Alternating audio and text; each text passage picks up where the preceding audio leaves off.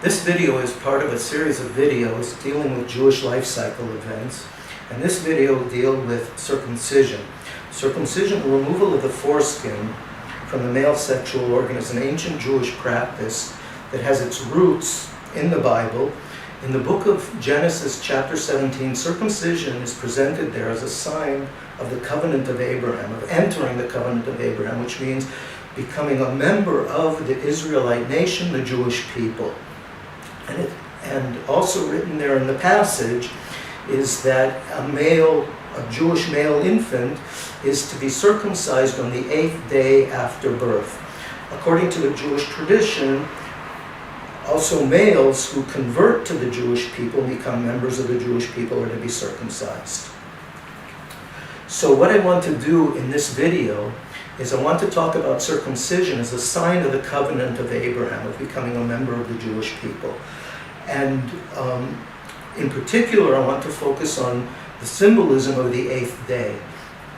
Why the 8th day? Okay, so in terms of the covenant of Abraham, there are actually two covenants, religious covenants, that are central in the Jewish tradition that have roots in the Bible. And in the biblical account, these are covenants between God and the Jewish people that are central not only in the Bible but in the Jewish tradition. And these are the covenants of Abraham and Moses. And these two covenants of Abraham and Moses reflect the two elements of Judaism as a religion.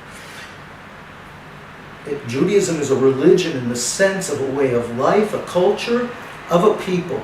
And we're a people in a nationalistic sense, not in a racial or an ethnic sense. From the very beginning of Jewish history, there have been Jews of differing racial and ethnic backgrounds, and anyone can convert and become a member of the Jewish people, no matter racial or ethnic background. But Judaism has two elements then. It's a culture, a way of life, of a people, in a nationalistic sense. And it means that Judaism is a religion in a very different sense than Christianity. Christianity is a religion in an orthodox sense. The literal meaning of the term orthodox, correct belief, is Christianity is a religion in the sense, in an orthodox sense, of a faith commitment. Faith not just in God, but in Jesus as the Messiah. And therefore, because Christianity is a religion in the sense of a faith commitment, there can be no such thing in principle as a secular, non-believing Christian who doesn't believe in Jesus as the Messiah. By contrast, there's some reason why I don't know, but we're insisting on using Latin terms to describe Judaism. And the nature of Judaism is orthoprax, correct practice, correct deeds. Judaism is a religion in an orthoprax sense of a culture, a way of life, of a people. What defines one as a Jew is not a faith commitment, not faith in God. What defines one as a Jew is simply a legal standard of being born of a Jewish mother or of having converted to the Jewish people. What unites us as Jews is not a faith commitment, not faith in God. And what unites us is also not a traditional Jewish lifestyle of law and ritual practice. What unites us as Jews is being part of a common culture, heritage of a people, of a nation. So that in principle, there can be such a thing as a secular Jew. You can have a secular Jew who is perhaps a non-believing Jew, who doesn't believe in God, who is a non-practicing Jew, who doesn't practice a traditional life of Jewish law and ritual practice. And yet, this secular Jew is a loyal member of the Jewish people, a member of the Jewish people by virtue of being born of a Jewish mother, having converted, and a loyal member of the Jewish people, loyal to his or her people and to his or her heritage and culture. So Judaism then is a religion in an orthoprax sense of a culture, a way of life, of a people.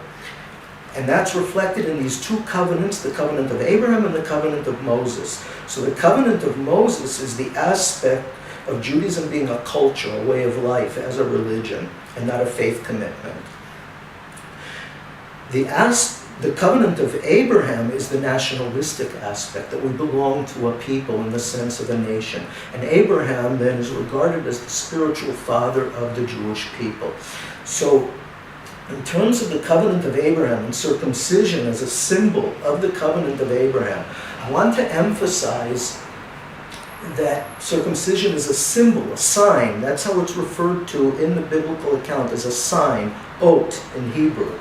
It's a sign of the covenant, which means a person is a Jew not by virtue of circumcision. First of all, circumcision is only done on male Jews.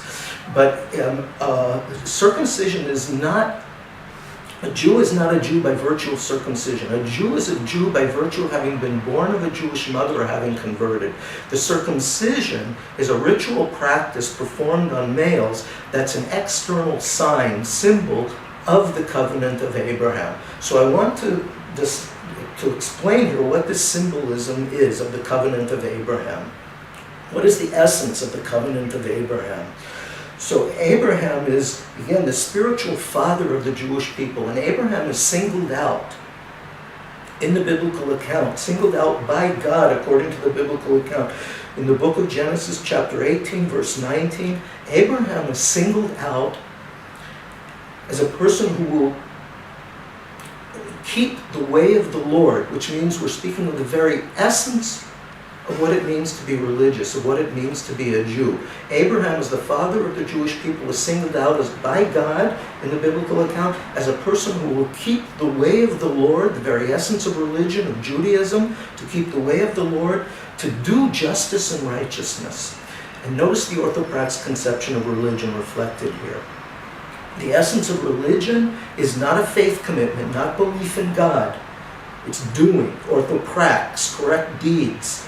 Doing, to do justice and righteousness. And notice also the emphasis on morality above that of ritual. Ritual, this is a consistent theme of the Bible from beginning to end, that ritual has secondary importance in relation to morality. Morality is the essence of religion to such an extent that ritual is reduced in importance and has secondary importance. Morality precedes ritual in importance in the biblical conception. So this is the life that Abraham exemplifies of what it means to be truly religious. This is the essence of Judaism as a religion, the essence of biblical religion, is Abraham is singled out as a person who will keep the way of the Lord, to do justice and to do righteousness. So the circumcision then is symbolizing that when someone enters the covenant of Abraham and becomes a Jew, the essence of what it means to be a Jew is not a faith commitment, it's not faith in God, and it's not ritual practice.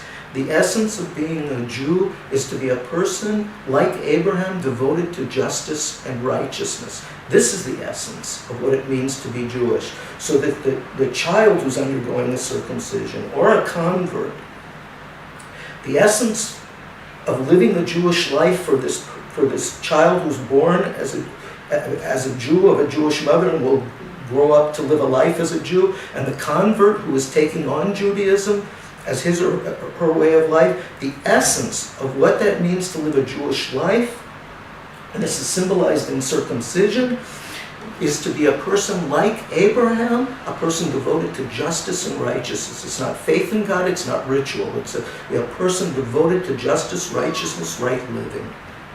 Okay? Now, the eighth day. I want to begin by talking about circumcision in the pagan world, because apparently circumcision existed in the pagan world, the surrounding pagan culture, surrounding the Israelite culture in the ancient Near East. In the pagan world, circumcision already existed prior to the Bible. But it wasn't done on the eighth day. It was done as part of a puberty rite. A rite of passage that marking the transition from childhood to adulthood. When the child becomes sexually reproductive, biologically sexually reproductive, and this marks then the transition. The circumcision then was an act to mark the transition from childhood to adulthood in a biological sense. And this is important. This is something connected to nature. And why is this important? Because in the pagan world, the pagan conception, the pagan religions were nature religions. Okay, so that in the pagan world, the gods were conceived as forces of nature, powers of nature. A god of sun, a god of wind, a god of rain, and so on and so forth. As powers of nature, these gods were conceived in the pagan world as inherently powerful. They could influence human affairs, and they could help human beings, these powers of nature, or they could harm human beings. And remember, in the pagan world, people were living in an agricultural society when they were dependent on nature for sustenance and livelihood. Okay, so part of the pagan religion is that the way to appease these gods and to receive help, or at least they shouldn't harm us, is to appease the gods through the performance of ritual practice. Ritual practice becomes the essence of religion, is as a way of appeasing the gods, of either receiving help from the gods or that the gods should at least not harm us. And so part of the ritual practice, it could be animal sacrifices, but also a large part of the ritual practices in the pagan world were fertility rites, because fertility was essential in an agricultural society for sustenance and livelihood, abundance of crops. So that the fertility rites were symbolic of trying to harness these powers of nature to at least help us or not harm us, so that there will be abundance, fertility in terms of crops. So too then, the circumcision in the pagan world was a puberty rite, with the child becoming reproductive biologically, sexually reproductive. And again, a part of like what were, in a larger sense, these fertility rites, symbolizing that we're to harness the powers of nature to help us or at least not harm us in seeking abundance and fertility in an agricultural society. This is the pagan conception of religion. Okay, so the Hebrew Bible then is a revolutionary document, and the revolution of the Bible is that for the first time in the history of humanity, God is conceived not as a power of nature, but as a God who is a moral God who demands morality. God is inherently moral. And God is also a God of power, a God of creation. The opening account of the Bible is the account of the creation of the universe. God is depicted there as the source of nature. God is powerful. But most importantly, God is powerful, but most importantly, God is a God of revelation and redemption in the biblical conception. This is the revolution of the Bible in terms of its conception of God.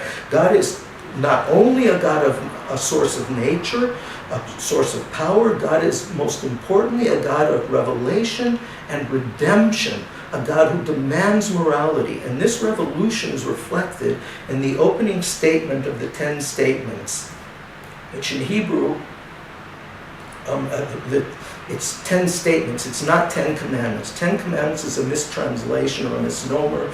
In the Bible, the term in Hebrew is aseret devarim. And the Talmudic rabbis used a similar term, aseret dibrot, which both of these terms mean 10 statements. So the first statement of the 10 statements, God says to the people of Israel, the Jewish people, I am the Lord your God, who has brought you forth out of the land of Egypt, out of the house of slavery. Redemption. God is revealed in the world here, according to this first statement. God is revealed as a God of redemption, a God revealing itself in the world to redeem the people of Israel from slavery. And now, that statement is actually a shocking statement, because seemingly God should say to the Jewish people, I am the Lord your God who has created the entire universe. Seemingly the creation of the universe is a far greater event than the redemption of the Jewish people from slavery. But what we would learn from the creation, if God were to say, I am the Lord your God who created the entire universe, what we would learn from that is that, as in the pagan world, God is a source of nature. God is a source of power, inherently powerful, but not inherently moral. And maybe that, just from a purely logical point of view, an evil God has created the universe. And we can't learn from the creation of the universe that God is inherently moral. We learn only that God is inherently powerful. But from the redemption of the people Israel from slavery in Egypt, from that we learn that God demands morality. God does not tolerate injustice, oppression. God is redeeming the people out of slavery because God demands morality. From that we learn that God is inherently moral. So, and what follows from that then is that the essence of religion is not ritual practices in the pagan world. And notice in the pagan world, morality is not seen as a part of religion. It's something outside of the confines of religion. In the biblical conception, morality is not only not outside the confines of religion, it's the very essence of religion, the very essence of God and the very essence of religion, such that ritual then takes on, as I said before, a secondary importance in relation to morality. Ritual is reduced in importance in relation to morality, the essence of religion. But not only that, ritual also takes on a completely different character in the biblical conception. In the pagan world, the purpose of ritual is again to appease the gods, to receive help from the gods, sustenance, livelihood, to receive help, or at least that the gods shouldn't harm us. In the biblical conception, to appease God is regarded as magic. That's the definition of magic in the biblical conception. And the Bible has a great fight against magic. Magic is prohibited. It's considered an abomination according to the Bible. And we are not to appease God. That's not the purpose of ritual. The purpose of ritual is to transform ourselves, not to transform God, not to change God, to receive something from God, whether it's sustenance, livelihood, health. That's not the purpose of ritual. Now notice, parenthetically, widespread in the Western world as a whole, the Western culture as a whole, but also in Judaism, and widespread within the Jewish world, in the Orthodox world, the ultra-Orthodox world, widespread you find this kind of pagan outlook without awareness, that people aren't aware that their conception is pagan of ritual practice. So you find people in the Western world, Jews, also in the Orthodox, ultra-Orthodox world, Jews who pray in order to influence God, to receive sustenance, health. In the traditional Jewish prayers, the prayers are formulated in large part as requests. Also, there's praise of God, but they're formulated in large part as requests, the prayers. And widespread in the Jewish world, again in the Orthodox world, the ultra-Orthodox world, widespread is a literal understanding of requests of God, as if we're requesting of God help, sustenance, health, and so on. That's magic in the biblical conception, and it's forbidden. Actually, the term for Hebrew in biblical Hebrew, the term for prayer in Hebrew, in biblical Hebrew, the term prayer is lihipalel. And in biblical Hebrew, it comes from a root that means to judge. And it's a reflexive verb, means to judge yourself. Self-examination. So that prayer is not a time to literally ask, request of God help, sustenance, help. Prayer is a time of self-examination, to ask what kind of person I am. It's to transform myself, the ritual practice. The same with reading, let's say, Psalms. There are Jews widespread in the Orthodox, ultra-Orthodox world who read Psalms as a way of trying to receive help from God, sustenance, health. That's forbidden in the biblical conception. That's magic in the biblical conception. The reason to read Psalms is to receive inspiration, not to receive help from above. It's to receive inspiration that I'll be a better person in a moral and a spiritual sense, to transform myself. This is the purpose of ritual in the biblical conception. It's not to influence and to appease God. Okay, to go back then, the revolution of the Bible is that for the first time in the history of humanity, God is conceived as a moral God who demands morality. And therefore, the essence of religion is not ritual practice, and ritual practice is not to appease God. The essence of religion is morality, and ritual takes on a secondary importance, and the purpose of ritual is not to change God, to receive help from God, it's to transform ourselves. Ritual is symbolic of spiritual, moral and spiritual ideals. So, circumcision then, in the pagan world, circumcision was performed as a puberty rite, something of a biological nature, marking the biological change in a person when a person becomes sexually reproductive. In the biblical conception, as a part of this revolution of the Bible, that the essence of religion is morality and not ritual practice. And that the essence of God is that God is a moral God and not a power of nature.